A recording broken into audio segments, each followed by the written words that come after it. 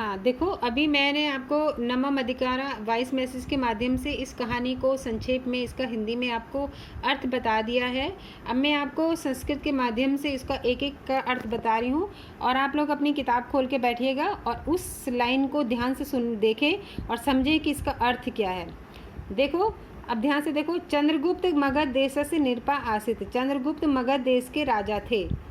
निरप मतलब राजा, आसित मतलब थे। तस्य मंत्री चाणक्य आसित। तस्य मतलब उनके मंत्री कौन थे? चाणक्य। चाणक्य किसके मंत्री थे? चंद्रगुप्त के। चंद्रगुप्त कौन थे? चाणक्य के शिष्य थे। अभी मैंने आपको पूरा बता दिया उसमें वॉइस मैसेज में। चाणक्य जो है चंद्रगुप्त के शिष्य गुरु थे और चंद्रगुप्त चाणक्य के क्या थे? शिष्य थे। और चाणक्य ने ही चंद्रगुप्त को मगध देश का राजा बनाया और जब वो राजा बन गए तो उन्होंने चाणक्य को मंत्री बनाया।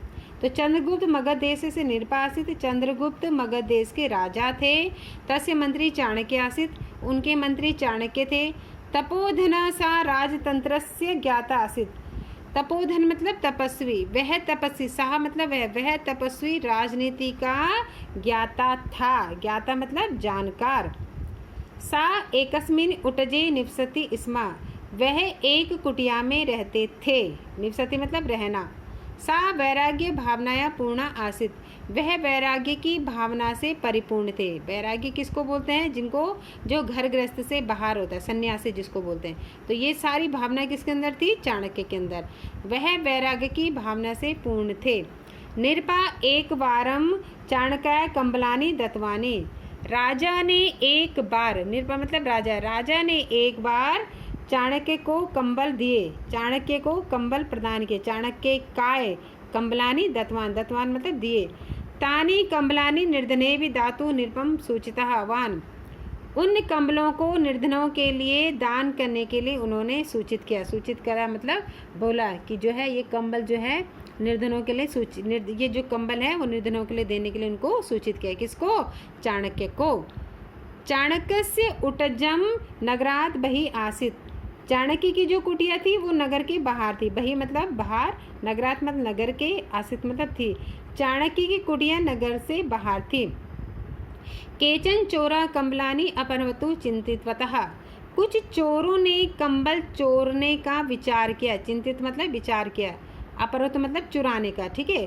कुछ, केचन मतलब कुछ चोरों ने कंबल चुराने का विचार किया। ते एकदा रात्रो चाणक्यस्य उटजम प्रविष्टवन्तः।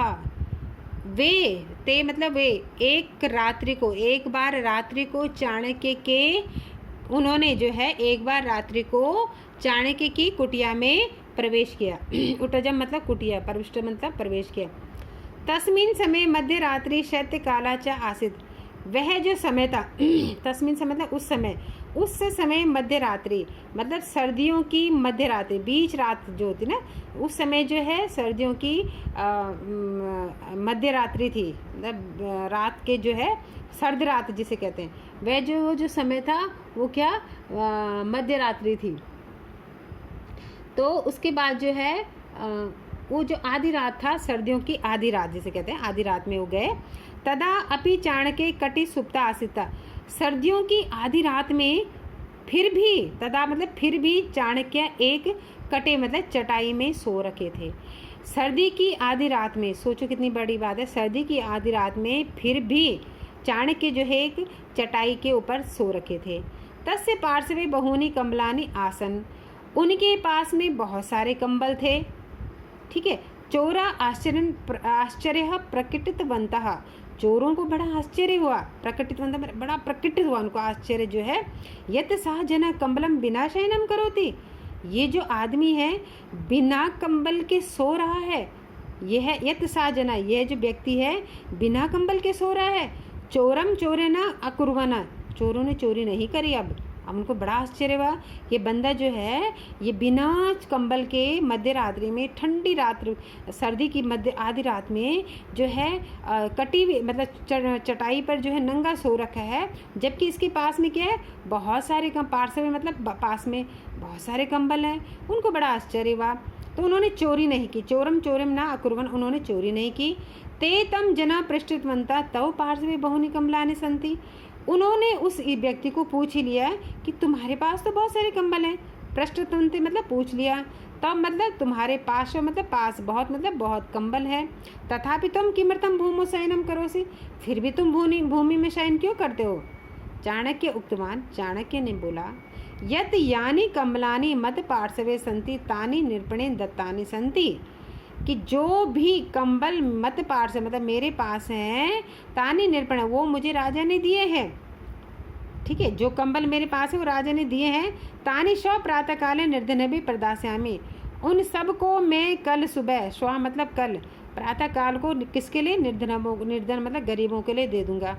तेषाम कमलाम उपयोग से मम अधिकारा नास्ति, उन कंबलों पर के उपयोग पर मेरा कोई अधिकार नहीं है। सुन लिया कि वो जो कंबल है वो कल सुबह मैं निर्धनों को दूंगा, इसलिए उन कंबलों पर उपयोग पर मेरा कोई अधिकार नहीं है। एतेषु कंबलेषु निर्धनानाम अधिकारा अस्ति, इन कंबलों पर जो है, एतेषु मतलब इन कंबलों पर निर्धनों का क्या है, ही मतलब ही अधिकार है। इदम श्रुत्वा चोरेषु लज्जा उत्पन्ना, ऐसा सुनकर चोरों को बहुत लज्जा उत्पन्न हुई। अन्येषा द्रव्यस्य उपयोगम अधर्मा भवति, अन्य लोगों का जो उपयोग, द्रव्य से मतलब वस्तु को उपयोग करना क्या होता है, अधर्म होता है। दूसरे व्यक्तियों के द्रव्य मतलब वस्तु का उपयोग करना क्या होता है, अधर्म होता है। किंतु वयम जीवने प्रतिदिनम अनस्य द्रव्यस्य अपहरणम कुर्मो, किंतु हम सब ने जो है, वयम मतलब वो जो चोर थे, किंतु हम सब ने, वयम मतलब हम सब किसको बोल रहे हैं, सारे चोर अपने लिए बोल रहे हैं। किंतु वयम जीवने, किंतु हम सब ने जीवन में प्रतिदिन जो है दूसरे, अन्य से मतलब दूसरे के वस्तुओं का, द्रव्य से मतलब वस्तुओं का अपहरण मतलब चोरी की है। हमने तो हमेशा प्रतिदिन दूसरे के वस्तुओं का अपहरण किया है। अधर्म से आचरण करो, और अधर्म का आचरण किया है।